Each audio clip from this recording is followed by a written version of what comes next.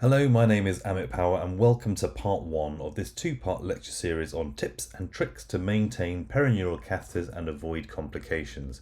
I initially delivered this lecture at the European Society of Regional Anaesthesia meeting in 2019, but never got around to putting it online. So I've decided to address that and let's get into it. So first of all, I have a confession. What is that confession? Well, I actually never used to do that many catheters in the early part of my career. And in fact, I wrote an editorial in Anaesthesia talking about how we didn't really need catheters, certainly for interscalene brachial plexus block. So please feel free to check that out if you're interested in some controversy. In fact, on Twitter, as it was known then, I even had my own hashtag no catheter because I didn't feel that they were necessarily necessary. But the purpose of this lecture is to talk about catheters, so we'll go through this together and we'll learn together about catheters, tips and tricks. So when I first started preparing for this lecture, I thought of this a little bit like being on Who Wants to Be a Millionaire, and I thought I've got to have three lifelines that are going to help me. So the first lifeline, 50-50, I looked for a couple of references. So the first was a reference by Brian Ilfield, which was then updated in 2017. And the second reference was also by Brian Ilfield, but also with Michael Fredrickson and Ed Mariano. And it talked about a few of the different approaches for catheter insertion. So those were my 50-50 lifelines I used. The next lifeline, of course, is phone a friend. So I phoned two friends, Dr. Dave Johnson and Dr. Keegan Chin, and both of these two were able to help me with significant resources to help me to create this presentation. And then finally, ask the audience. So I asked the people of Twitter, as it was back then in 2019, to give me their own tips and tricks to maintain catheters, and those tips and tricks will feature in part 2 of this lecture series. So now that we've got our lifelines, what am I going to cover? So I'm going to cover what goals do we have when we're citing catheters, what are the complications, we'll talk about the different catheter types, different guidance techniques, and then we'll finish up by looking at Twitter's tips and tricks. So first, when you're considering citing a catheter, you've got to very carefully select the correct patient. This has got to be a patient that's going to be able to, number one, consent and accept to having a catheter, but also be able to manage them afterwards. And it's really important that you give patients the correct preoperative information. Anyone that you consider to be high risk, either because of the pathologies they have, the conditions they're in, or because of the risk of complications of catheter insertion in those groups, you need to exclude those. And it also helps to have an institutional pathway. There's no point in putting a catheter in and then sending the patient to a ward or to the floor where nobody knows how to manage them. There are no guidance, there's no guidelines, or sending them home without the infrastructure for telling patients how to manage complications or to follow them up. And it then is important that if you're going to institute a pathway like this, where you've got nerve catheters being cited in the community or in the hospital, you've got to find a way of following up patients to make sure that they're doing okay, that the catheters are working, and that you treat any issues that arise. So let's start off by talking about the ideal goals of a perineural catheter.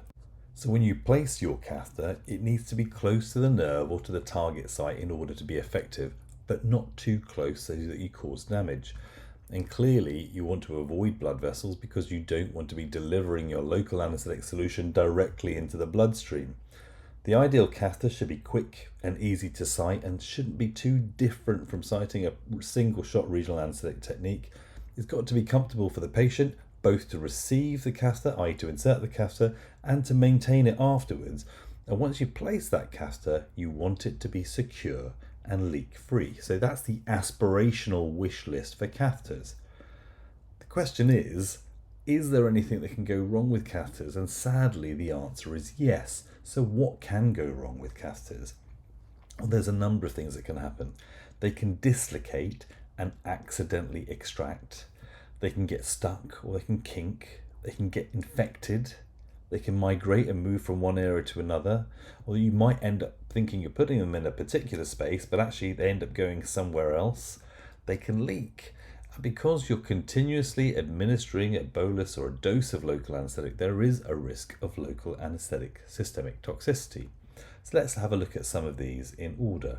So catheters can dislocate. Now this paper that was performed in 2013 was performed on volunteers, and they took 20 volunteers and they cited femoral and interscaling catheters, and they had an overall dislocation rate of 15%, with 5% occurring in the interscaling group and 25% occurring in the femoral group. So these are experts citing these perineural catheters, and even in expert hands, when you put them in a volunteer and get the volunteers to do things, the catheters can still move. Now in this study, they were looking at ambulatory catheters in patients having upper extremity surgery. Now this group looked at 501 catheters. 4.9% of them, that's a significant number, leaked, and actually 4.7% of them dislodged. So you put the catheters in and send patients home, and then they end up having problems with leaking catheters or catheters that are moving. So that's really not ideal. The other thing that can happen is that catheters can get stuck. And here's a case report of a trapped catheter that was proving difficult to remove. And actually, when they tried to pull the catheter out, the patient experienced neurology. So actually, it needed surgical exploration to remove the catheter safely. The next complication is infection.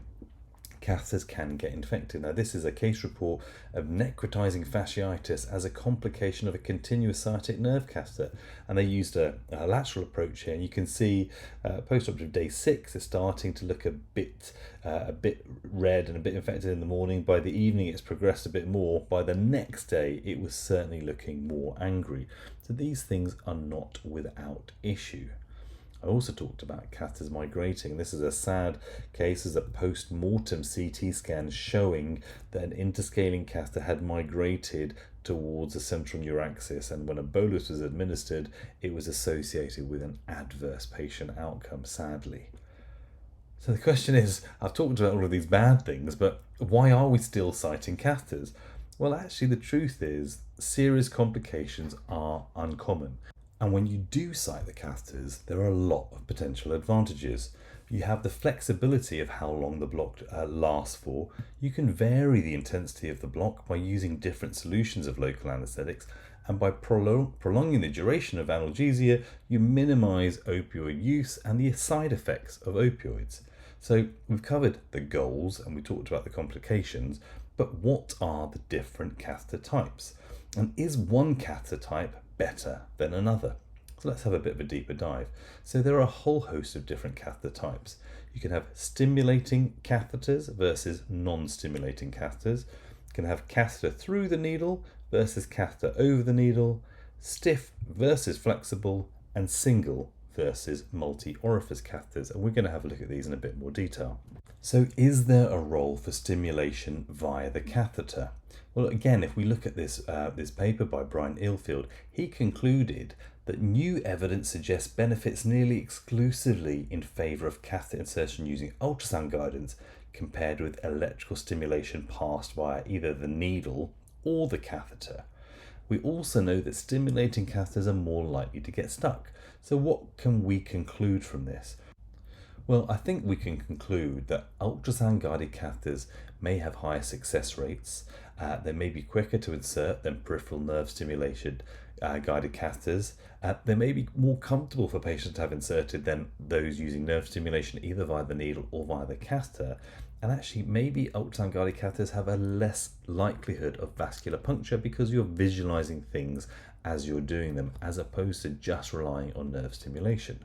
So I think what we can probably say is, if you're a beginner to citing nerve catheters, maybe nerve stimulation via the catheter and or the needle isn't necessarily the right thing to do, and maybe we should be using ultrasound. Now we're going to have a look through the different needle types. The first one I want to talk about is catheter-through-needle. Now this is the most established of the techniques, and it's very similar to things that we're used to using already. You're taking a normal needle, you're placing your catheter through the needle, and by definition the issue here is that the needle is bigger than the catheter that is left behind. So the hole that's made by the needle is bigger than the catheter requires, so it's likely that you may get some leakage. But the advantages of catheter-through-needle is very familiar. It's like citing an epidural. You can vary the target depth by advancing the needle more or less. And you can also vary the amount of catheter you thread. You may choose to thread a bit more or a bit less. You can also tunnel these catheters so they can stay in securely for a bit longer, but there is no guarantee of where the tip of the catheter will end up. I've already alluded to the fact that leakage is common because the hole that's left by the needle is bigger than the hole required for the catheter alone, and sometimes the catheter insertion can be a bit more complex. That's where this newer concept, the catheter-over-needle, comes to play. So what am I talking about here? Well, let's have a look. There's a couple of examples here. In the top example, you perform a block with a needle that goes through a cannula. So it's a little bit like a peripheral venous cannula. You get your needle to the end point, you then remove the needle, leaving the outer cannula in place, and you can put an internal cannula through that catheter. So you've basically got an outer cannula in place and another catheter goes through the center of that. The example below, you actually perform the block with a flexible needle that lies within the catheter itself. You place the catheter in the right place and then withdraw the needle, leaving the catheter behind. Now, the main advantage with this technique, with the catheter over needle, is the biggest hole created is the hole created by the catheter itself. So it forms a tight seal around the hole you made in the skin, and you don't get so much leakage in theory. So the main advantage of catheter over needles is it's familiar. It's like a single shot block. It doesn't tend to leak so much at the insertion site. You know where the needle tip is because either you're placing the tip down to direct vision and then removing the needle and the tip doesn't move, or you put the outer cannula near where it needs to be, and when you put the smaller catheter through the outer cannula, it just stays exactly where you want. It's a much simpler insertion process, but there's less flexibility because the catheter comes in fixed lengths. So it means that a certain amount of the catheter may be outside the skin when you secure it.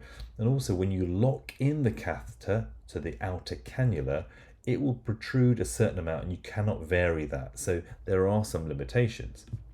But have people evaluated them? Well, this is a study comparing catheter-over-needle versus catheter-through-the-needle performed by Vivian Ip and Ban Sui. And when they were looking at the catheter-over-needle in a series of patients, actually they got no leakage at the catheter site. When they did catheter-through-needle, they did get leakage, very obviously, and actually when they got to patient 10, they terminated the study because they got enough data to tell them that there was leakage through the catheter-through-needle. The only thing to point out, of course, is Bansui did have a conflict of interest because he modified and redesigned the actual catheter that was used in that particular study. But here's another study that looked at 110 patients having knee arthroplasty, and they had either a femoral or adductor canal catheter.